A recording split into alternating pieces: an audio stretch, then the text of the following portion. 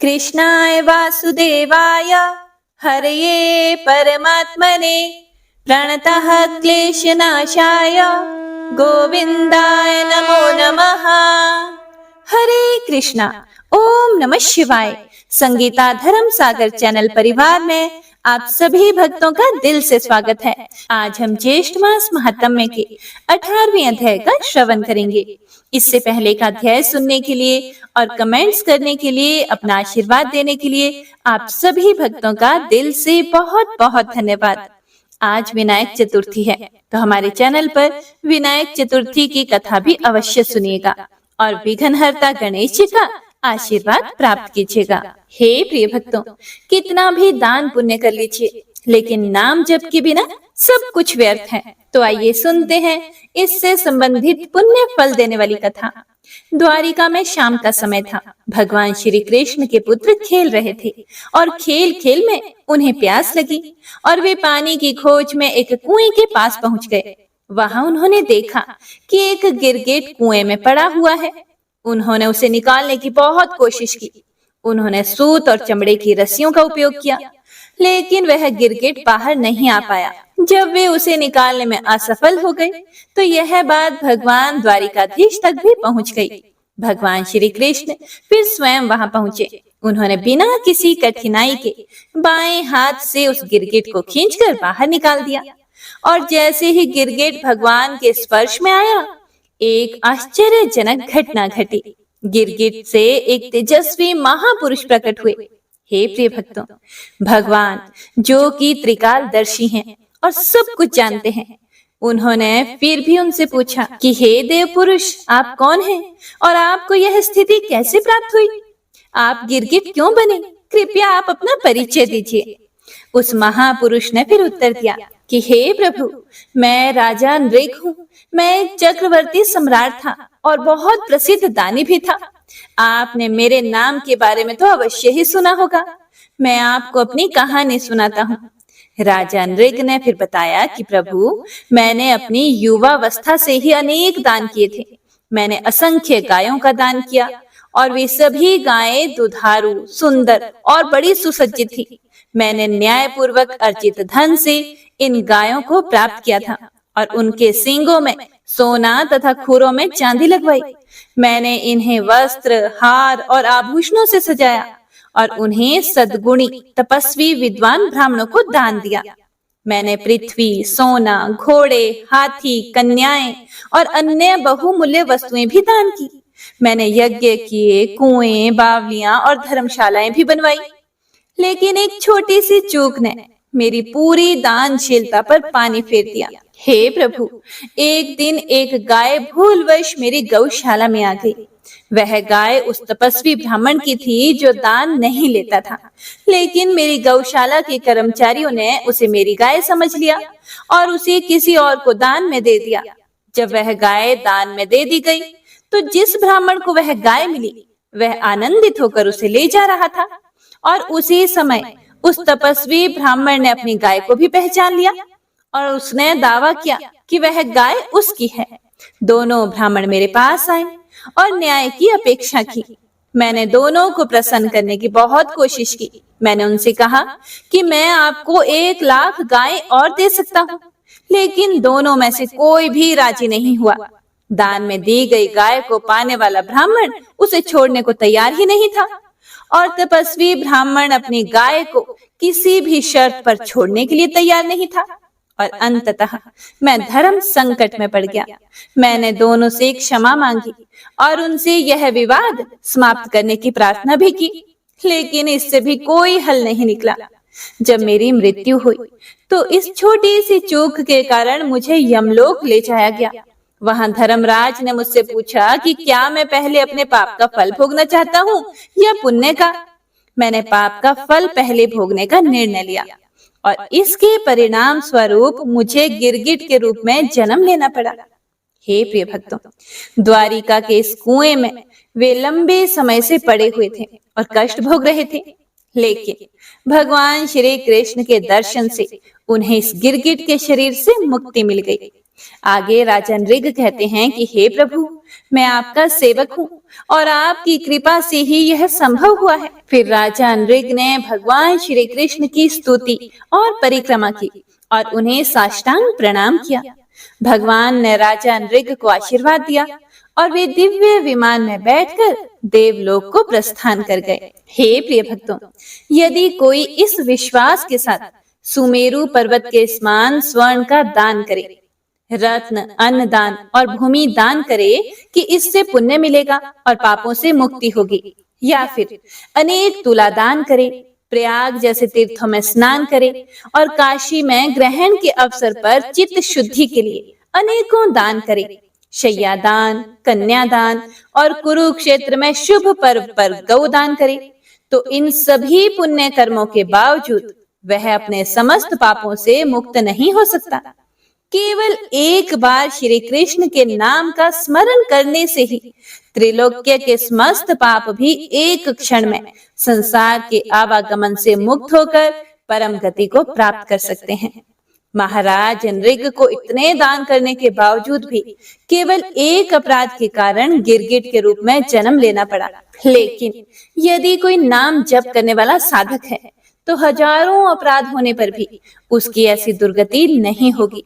यदि उसे पुनर्जन्म लेना भी पड़ा तो वह एक अच्छे परिवार में जन्म लेगा और बहुत ही जल्दी भगवत प्राप्ति भी कर लेगा। भगवान का नाम अत्यंत शक्तिशाली है, इसीलिए अधिक से अधिक नाम जप करने का प्रयास करें। हे प्रिय भक्तों, जिस प्रकार अग्नि में दाह करने की शक्ति स्वाभाविक होती है, चाहे आप उसे भाव से छुएं, भूलवश छुएं या कुभाव से, वह आपको जला ही देगी, क्योंकि उसमें दाहिका शक्ति अंतर्निहित है।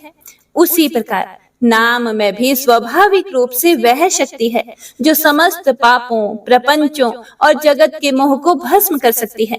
चाहे आप नाम को श्रद्धा से लें, अश्रद्धा से लें, भाव से लें या बिना भाव के, मन लगे या ना लगे, यदि आप जप करते हैं तो नाम अपनी शक्ति से कार्य करेगा।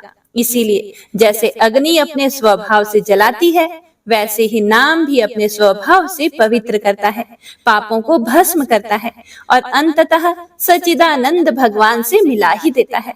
इसीलिए यह मत सोचो कि भाव नहीं बन रहा तो जप व्यर्थ है। आपका भाव बने या ना बने, आप केवल जप करते रहिए। मन लगे या ना लगे, नाम लेना बंद नहीं करना है।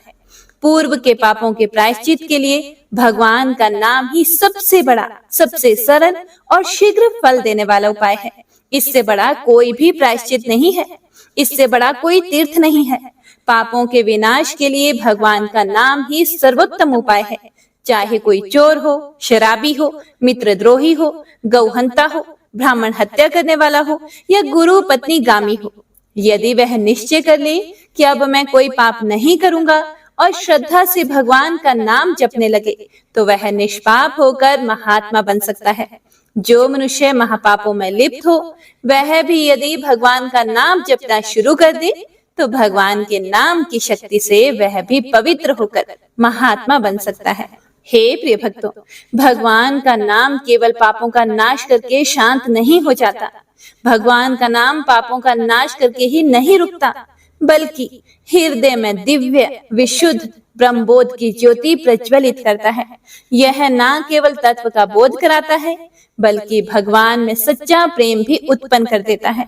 भगवान सर्वत्र विराजमान है, इस सत्य का अनुभव भी भगवान का नाम ही कराता है।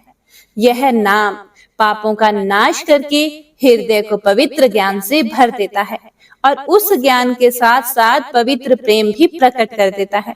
नाम स्वयं नामी को खींचकर उसके हृदय में प्रकाशित कर देता है। भगवान का नाम जपने से अनंत दिव्य गुण प्रकट होते हैं। दैवी संपदाएं जो नाम से जागृत होती हैं, उनका वर्णन तो कहाँ तक किया जाए। इसीलिए निरंतर नाम जप करते रहिए। देखिए, कलयुग केवल नाम आधारा, सिर्फ नाम जप करके भक्ति, प्रेम, मुक्ति, शक्ति सब पाया जा सकता है। इसीलिए प्रेम से, मन से, भाव से, हर सांस के साथ नाम जप करते रहिए। जय श्री हरि। हे प्रिय भक्तों, तो आइए अब सुनते हैं आज की महत्तम कथा। पिछले अध्याय में श्री स्कंद जी कहने लगे कि हे ऋषियों, श्री व्यास जी राजा युधिष्ठिर को जेठ मास के शुक्ल पक्ष की एकादशी का व्रत बताते हैं और कहते हैं कि इस दिन निर्जल उपवास करके चीनी सहित जल से भरा घट दान करना चाहिए। श्रेष्ठ ब्राह्मण को दान देने से विष्णु लोक में जाते हैं। तब युधिष्ठिर जी कहते हैं कि मैंने मानव धर्म और वैदिक धर्म को सुना है, अब आप मुझे वैष्णव धर्म के बारे में बताइए।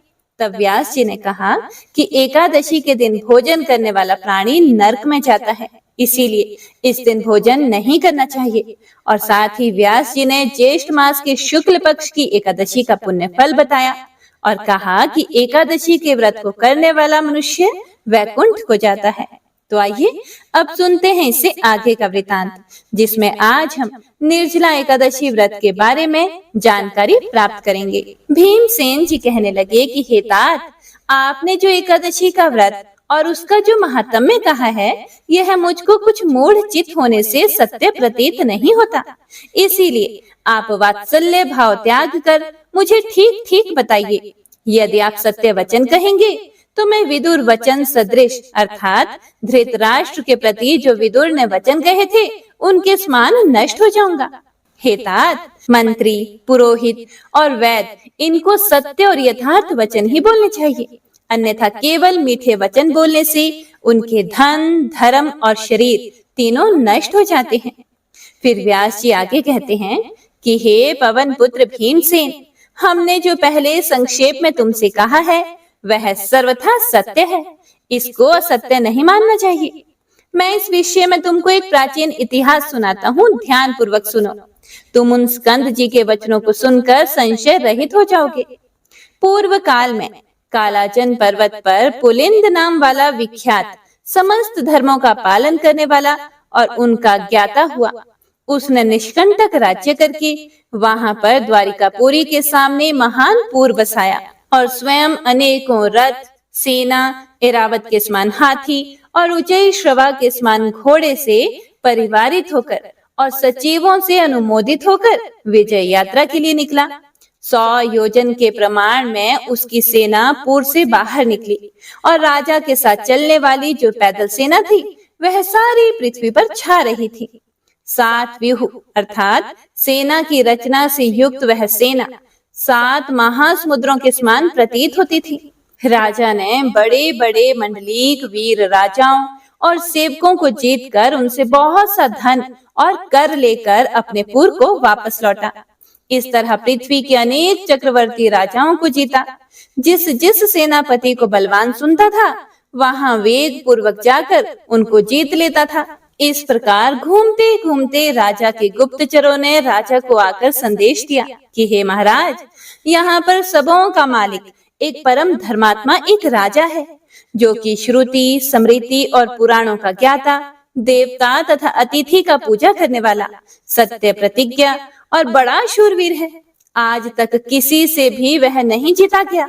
हे राजन, उसको बिना जीते इस भूमंडल में आपकी कीर्ति संतुष्टदायक नहीं हो सकती। अपने गुप्तचरों से यह समाचार सुनकर राजा पुलिंद ने अपने मंत्रियों और सेना सहित उस प्राचीन पुरी के संपूर्ण नगर को चारों तरफ से घेर लिया और राजा पुलिंद के सैनिक उस नगर के चारों तरफ स्थित हो गए, जैसे वन में बहुत से गिद्धड़ों द्वारा एक सिंह घेर लिया हो। इसी तरह उन्होंने उस नगर को चारों तरफ से घेर लिया। हे तपोधन, उस समय उस नगर में बड़ा कोलाहल मचा। कुछ लोगों ने राजा से और कुछ ने मंत्रियों से जाकर कहा कि हे राजन, उस दिन ज्येष्ठ मास के शुक्ल पक्ष की एकादशी तिथि थी। उस नगर के सभी लोग स्नान आदि करके भगवान विष्णु की पूजा में रत हो गए और पूजा में लीन होने के कारण आपस में बातचीत भी नहीं करते थे। ऐसे समय में राजा पुलिंद के सैनिकों ने ग्राम में घुसकर लूटपाट मचा दी। इसी बीच में किसी ग्रामवासी ने राजा पुलिंद को नमस्कार करके हाथ जोड़कर अति शांति के साथ जाकर उससे यह वचन कहे कि हे राजन, आज बड़े पुण्य देने वाली एकादशी का व्रत है और हमारे राजा समस्त नागरिकों के साथ पूजा में स्थित हैं। आज नागरिक लोग तथा राजा भोजन, भाषण, हिंसा, मिथ्या वचन तथा और भी किसी काम का किसी प्रकार का दोष कर्म नहीं करेंगे। इसीलिए हे राजन, आज और कल के लिए आप कृपा कीजिए। मैं अपने राजा की आज्ञा से यहाँ नहीं आया हूँ। मैंने यहाँ की जो निश्चित बात की है, स्वयं अपने विचार से कहने आया हूँ। इसीलिए हे राजन, इन दिनों में आप जो कुछ भी करेंगे, हमारे राजा उसे सहन करेंगे। परंतु परसों क्या होगा, यह मैं नहीं कह सकता और मैं नहीं जानता हूँ। इति श्री ज्येष्ठ मास महात्म्य निर्जला एकादशी व्रत वर्णन अष्टदश अध्याय संपूर्ण। आइए अब गजेंद्र मोक्ष स्तोत्र का पाठ करते हैं।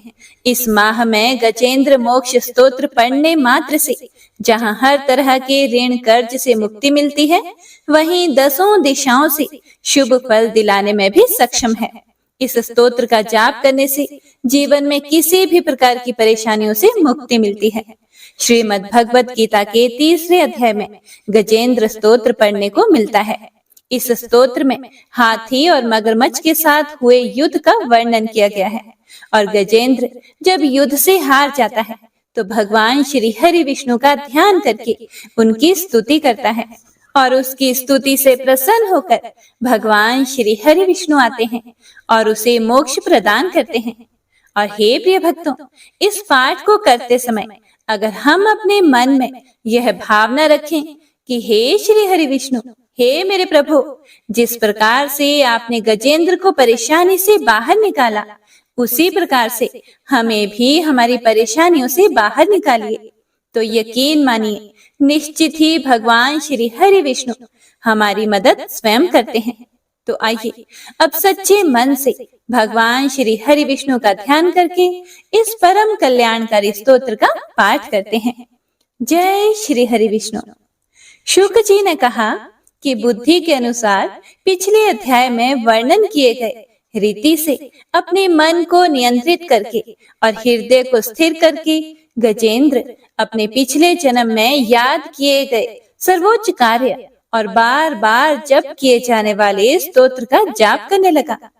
गजेंद्र ने मन ही मन श्री हरि को ध्यान करते हुए कहा, जिनके प्रवेश करने से शरीर और मन चेतन की तरह व्यवहार करने लगते हैं, ओम द्वारा लक्षित और पूरे शरीर में प्रकृति और पुरुष के रूप में प्रवेश करने वाले उस सर्वशक्तिमान देवता का मैं मन ही मन स्मरण करता हूँ, जिनके सहारे ये पूरा संसार टिका हुआ है, जिनसे ये संसार अवतरित हुआ है और जिन्होंने प्रकृति की रचना की है और जो खुद उसके रूप में प्रकट हैं, लेकिन इसके बावजूद भी वो इस पूरी दुनिया से सर्वोपरि और श्रेष्ठ हैं। ऐसे अपने आप और बिना किसी कारण के भगवान की मैं शरण में जाता हूँ और अपने संकल्प शक्ति के बल पर अपने ही स्वरूप में रचित और सृष्टि काल में प्रकट एवं प्रलय में अप्रकट रहने वाले इस शास्त्र प्रसिद्धि प्राप्त कार्य कारण रूपी संसार को, जो बिना कुंठित दृष्टि के साक्ष्य रूप में देखते रहने पर भी लिप्त नहीं होते, चक्षु आदि प्रकाशकों के परम प्रकाशक प्रभु, आप मेरी रक्षा करें। बीतते गए समय के साथ तीनों लोकों और ब्रह्मादि लोकपालों के पंचभूत में प्रवेश कर जाने पर और पंचभूतों से लेकर महत्वपूर्ण सभी कारणों के उनकी परम करुणा स्वरूप प्रकृति में मगन हो जाने पर उस समय दुर्गेय और घोर अंधकार रूपेण प्रकृति ही बच रही थी।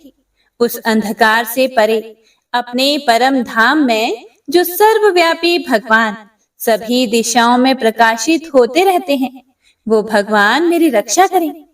विभिन्न नाट्य रूपों में अभिनय करने वाले और उस अभिनेता के वास्तविक स्वरूप को जिस प्रकार से साधारण लोग भी नहीं जान पाते, उसी तरह से सत्व प्रधान देवता और महर्षि भी जिनके स्वरूप को नहीं जान पाते, ऐसे में कोई साधारण प्राणी उनका वर्णन कैसे कर सकता है। ऐसे दुर्गम चरित्र वाले भगवान मेरी रक्षा करें। अनेकों शक्ति से मुक्त सभी प्राणियों को आत्म बुद्धि प्रदान करने वाले, सबके बिना कारण हित और अतिशय साधु स्वभाव ऋषि मुनिजन, जिनके परम स्वरूप को देखने की इच्छा के साथ वन में रहकर अखंड ब्रह्मचर्य तमाम अलौकिक व्रतों को नियमों के अनुसार पालन करते हैं। ऐसे प्रभु ही मेरी गति हैं। वह जिनका हमारी तरह ना तो जन्म होता है और ना जिनके द्वारा अहंकार प्रेरित कर्म ही होते हैं, जिनके निर्गुण स्वरूप का ना कोई नाम है और ना ही कोई रूप है। इसके बावजूद भी समय के साथ इस संसार की सृष्टि और प्रलय के लिए अपनी इच्छा से अपने जन्म को स्वीकार करते हैं। उन अनंत शक्ति संपन्न परम ब्रह्म परमेश्वर को मेरा नमस्कार है। उन प्राकृत आकार रहित और अनेक रूप वाले अद्भुत भगवान को मेरा बारंबार नमस्कार है। स्वयं प्रकाशित सभी साक्ष्य परमेश्वर को मेरा शत शत नमन है। वैसे देव जो मन, वाणी और चित्त वृत्तियों से परे हैं, उन्हें मेरा बारंबार नमस्कार है। विवेक से परिपूर्ण पुरुष के द्वारा सभी सत्व गुणों से परिपूर्ण, निवृत्ति धर्म के आचरण से मिलने योग्य और मोक्ष सुख की अनुभूति रूपी भगवान को मेरा नमस्कार है। सत्व गुणों को स्वीकार करके शांत, रजोगुण को स्वीकार करके घोर और तमोगुण को अपनाकर मूढ़ से प्रतीत होने वाले भेद रहित, अतएव सदा संभाव से स्थित ज्ञान धन प्रभु को मेरा नमस्कार है। शरीर, इंद्रिय आदि के समुदाय रूप सभी पिंडों के ज्ञाता, सबके स्वामी और साक्षी स्वरूप प्रभु को मेरा बारंबार नमस्कार है। सबके अंतर्यामी, प्रकृति के भी परम कारण लेकिन स्वयं कारण रहित भगवान को मेरा शत शत नमस्कार है। सभी इंद्रियों और सभी विषयों के जानकार, सभी प्रतीतियों के कारण रूप संपूर्ण जड़ प्रपंच और सबकी मूलभूता अविद्या के द्वारा सूचित होने वाले और सभी विषयों में अविद्या रूप से भासने वाले भगवान को मेरा नमस्कार है। सबके कारण लेकिन स्वयं कारण रहित तथा कारण होने पर भी परिणाम रहित होने की वजह से अन्य कारणों से भी विलक्षण कारण आपको मेरा बारंबार नमस्कार है। सभी वेदों और शास्त्रों के परम तात्पर्य, मोक्ष रूपी और श्रेष्ठ पुरुषों की परम गति देवता को मेरा नमस्कार है। वह जो त्रिगुण रूपों में छिपी हुई ज्ञान रूपी अग्नि है, वैसे गुणों में हलचल होने पर जिनके मन में संसार को रचने की वृत्ति उत्पन्न हो उठती हो और जो आत्मा तत्व की भावना के द्वारा विधि निषेध रूप शास्त्र से भी ऊपर उठे हों, जो महाज्ञानी महात्माओं में स्वयं प्रकाशित हो रहे हैं, ऐसे भगवान को मेरा नमस्कार है। मेरे जैसे शरणागत पशु के समान जीवों की अविद्या रूप फांसी को पूर्ण रूप से काट देने वाले परम दयालु और दया करने में कभी भी आलस्य नहीं करने वाले भगवान को मेरा नमस्कार है। अपने अंश से सभी जीवों के मन में अंतर्यामी रूप से प्रकट होने वाले सर्वनियंता अनंत परमात्मा आपको मेरा नमस्कार है। जो शरीर, पुत्र, मित्र, घर और संपत्ति सहित कुटुंबियों में अशक्त लोगों के द्वारा कठिनाई से मिलते हों और मुक्त पुरुषों के द्वारा अपने हृदय में निरंतर चिंतित ज्ञान स्वरूप सर्व समर्थ परमेश्वर को मेरा नमस्कार है। वह जिन्हें धर्म, अभिलाषित भोग, धन और मोक्ष की कामना से मनन करके लोग अपनी मनचाही इच्छा पूर्ण कर लेते हैं, अपितु जिन्हें विभिन्न प्रकार के अयाचित भोग और अविनाशी पार्षद शरीर भी देते हैं, वैसे अत्यंत दयालु प्रभु मुझे इस प्रकार की विपदा से हमेशा के लिए बाहर निकालें। वह जिनके एक से अधिक भक्त हैं, जो मुख्य रूप से एकमात्र उसी भगवान की शरण में हैं, जो धर्म, अर्थ आदि किसी भी पदार्थ को नहीं चाहते, अपितु जो केवल उन्हीं के परम मंगलमय एवं अत्यंत विलक्षण चरित्र का गुणगान करते हुए उनके आनंदमय समुद्र में गोते लगाते रहते हैं। उन अविनाशी, सर्वव्यापी, सर्वमान्य, ब्रह्मादि के भी नियामक, अभक्तों के लिए भी हमेशा प्रकट होने वाले, भक्ति योग द्वारा प्राप्त अत्यंत निकट होने पर भी माया के कारण अत्यंत दूर महसूस होने वाले, इंद्रियों के द्वारा अगम्य और अत्यंत दुर्विज्ञ, अंत रहित, लेकिन सभी के आदि कारक और सभी तरफ से परिपूर्ण उन प्रभु की मैं स्तुति करता हूँ। वो जो ब्रह्मा सहित सभी देवता, चारों वेद तथा समस्त चराचर जीव नाम और आकृति भेद से जिनके अत्यंत क्षुद्र अंशों से रचे गए हैं, जिस तरह से जलती हुई अग्नि की लपटें और सूरज की किरणें बार बार निकलती हैं और फिर से अपने कारण में ही लीन हो जाती है, उसी प्रकार बुद्धि, मन, इंद्रियां और नाना योनियों के शरीर, जिन सभी गुणों से प्राप्त शरीर जो स्वयं प्रकाश परमात्मा से प्रकट होता है और फिर से उन्हीं में लीन हो जाता है, वह प्रभु जो ना तो देवता है, ना असुर, ना मनुष्य है और ना ही मनुष्य से नीचे किसी अन्य योनि के प्राणी, ना ही वो स्त्री हैं और ना ही पुरुष, ना ही नपुंसक और ना ही वो कोई ऐसे जीव हैं जिनका इन तीनों ही श्रेणी में समावेश है। वो ना तो गुण है, ना कर्म, वो ना ही कार्य है और ना ही कारण। इन सभी योनियों का निषेध होने पर जो बचता है वही उनका असली रूप है और वे ही सब कुछ हैं। ऐसे प्रभु मेरा उत्थान करने के लिए प्रकट हो।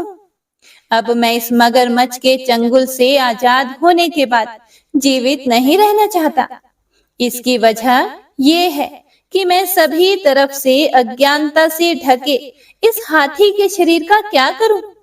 मैं आत्मा के प्रकाश से ढक देने वाले अज्ञानता से युक्त इस हाथी के शरीर से मुक्त होना चाहता हूँ, जिसका काल क्रम से अपने नाश नहीं होता, बल्कि ईश्वर की दया और ज्ञान से उदय हो पाता है।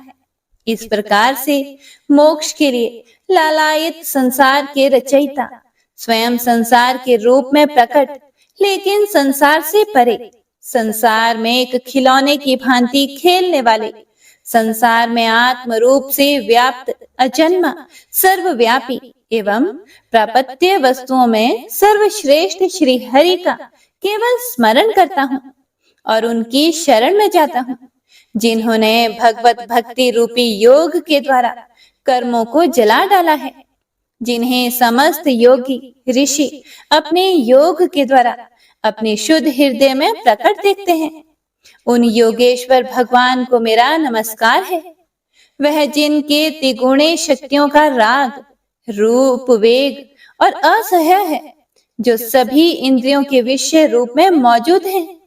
वह जिनकी इंद्रियां समस्त विषयों में ही बसी रहती है।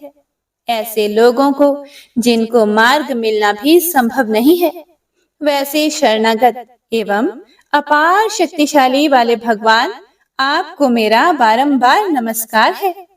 जिनकी अविद्या नाम के शक्ति के कार्य रूप अहंकार से ढके हुए हैं, वह जिनके रूप को जीव समझ नहीं पाते हैं, ऐसे अपार महिमा वाले भगवान की मैं शरण लेता हूँ। हे प्रिय भक्तों, श्री सुखदेव जी कहते हैं कि वह जिसने पूर्व प्रकार से भगवान के भेद रहित सभी निराकार रूप का वर्णन किया था, उस गजराज के करीब जब ब्रह्मा आदि अन्य कोई भी देवता नहीं आए, जो अपने विभिन्न प्रकार के विशेष विग्रहों को ही अपना रूप मानते हैं, ऐसे में साक्षात विष्णु जी, जो सभी के आत्मा होने के कारण सभी देवताओं के रूप हैं, तब वह वहां पर प्रकट हुए। गजराज को इस प्रकार से दुखी देखकर और उसके पढ़े गए स्तुति को सुनकर चक्रधारी प्रभु इच्छानुसार वेग वाले गरुड़ की पीठ पर सवार होकर सभी देवों के साथ उस स्थान पर पहुंचे जहां वह गज था। गज अर्थात हाथी था। सरोवर के अंदर महाबलशाली मगरमच्छ द्वारा जकड़े और दुखी उस हाथी ने आसमान में गरुड़ की पीठ पर बैठे और हाथों में चक्र लिए भगवान श्री हरि विष्णु को आते हुए जब देखा, तो वह अपनी सूंड में पहले से ही उनकी पूजा के लिए रखे कमल के फूल को श्री हरि पर बरसाते हुए कहने लगा, सर्व पूज्य भगवान श्री हरि नारायण, आपको मेरा प्रणाम है। सर्व पूज्य भगवान श्री हरि, आपको मेरा नमस्कार है।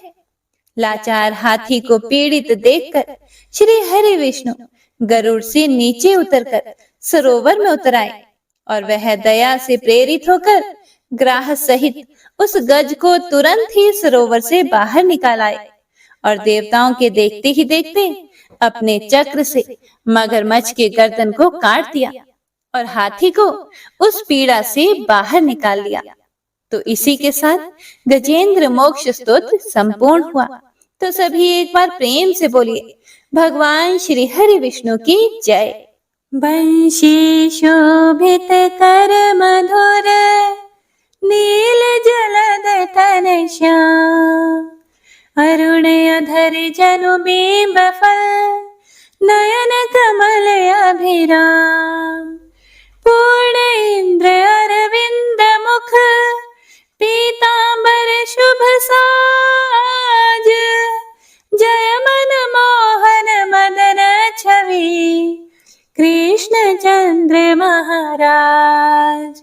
जय यदुनंदन जय जगवंदन, जय वसुदेव देवकी नंदन, जय यशोदासुत नंद दुलारे, जय प्रभु भक्तन के धृत तारे, जय नटनागर नागन थैया, कृष्ण कन्हैया धेनु चरैया, पुनि नख पर प्रभु गिरिवर धारो, आओ दीनन कष्ट निवारो, वंशी मधुरे अधर धर तेरे, होवे पूर्ण मनोरथ मेरी, आओ हरि पुनि माखन चाखो, आज लाज भारत की राखो, गोल कपोल चिबुक करुणारे, मृदु मुस्कान मोहिनी डारे, रंजित राजीव नयन विशाला, मोर मुकुट वैजंती माला, कुंडल श्रवण पीत पटाछे, कटि किंकणी काछन काछे, नील जलज सुंदर तनु सोहे, छवि लखि सुर नर मुनि मन मोहे, मस्तक तिलक अलक घुंघराले, आओ कृष्ण बांसुरी वाले, करि पय पान पूत नहीं तार्यो, अका बका का सुर मार्यो, मधुवन जलत अग्नि जब ज्वाला, भय शीतल लखि तहि नंद लाला, सुरपति जब ब्रज चढ़े और साई, मोसर धार वारी वर्षाई, लगत लगत ब्रज चहन बहायो, गोवर्धन नख धारी बचायो, लखी यशोदा मन ब्रह्माधिकाई, मुख मह 14 भुवन दिखाई, दुष्ट कंस अति उधम मचायो, कोटि कमल जब फूल मंगायो, नाथी काली यही तब तुम लीन है, चरण चिन्ह दई निर्भय कीन है, करि गोपिन संग रास विलासा, सबकी पूर्ण करी अभिलाषा, केतिक महासुर संहार्यो, कंस ही केस पकड़ी दई मार्यो, मात पिता की बंदी छुड़ाई, उग्रसेन कहा राज दिलाई, मही से मृतक चाहो सुतलायो, मातु देव की शोक मिटायो, भौमासुर मुरे दैत्य सहारी, लाए 10 सहस कुमारी, दई भी नहीं तृण चीर सहारा, जरा सिंधु राक्षस का हमारा, असुर बकासुर आदिक मार्यो, भक्तन के तब कष्ट निवार्यो, दीन सुदामा के दुख टार्यो, तंदुल 3 मूठ मुख डार्यो, प्रेम के साग विदुर धर मांगे, दुर्योधन के मेवा त्यागे, लखी प्रेम की महिमा भारी, ऐसे श्याम दीन हितकारी, भारत के पारथ रथ हाके, लिए चक्र करे नहीं बलता के, निज गीता के ज्ञान सुनाए, भक्तन हृदय सुधा वर्षाए, मीरा थी ऐसी मतवाली, विष पी गई बजा कर ताली। राणा भेजा सांप पिटारी, शालिग्राम बने बनवारी। निज माया तुम विधि दिखायो, उरते संश सकल मिटायो। तब शत निंदा करि तत्काला, जीवन मुक्त भयो शिशुपाला। जब ही द्रौपदी तीर लगाई, दीनानाथ लाज अब जाई। तुरत ही वसन बने नंदलाला, बढ़े चीर भई अरि मोह काला। असनाथ के नाथ कन्हैया, डूबत भंवर बचावत नैया। सुंदर दास आसुर धारी, दया दृष्टि कीजे बनवारी। नाथ सकल मम कुमति निवारो, क्षमहु बेगी अपराध हमारो। खोलो पट अब दर्शन दीजिए, बोलो कृष्ण कन्हैया की जय। बोलो कृष्ण कन्हैया की जय। बोलो कृष्ण कन्हैया की जय। यह चालीसा कृष्ण का पाठ करे उरधारी, अष्ट सिद्धि नवनिधि फल लहे पदारथ चारी। जय श्री कृष्ण।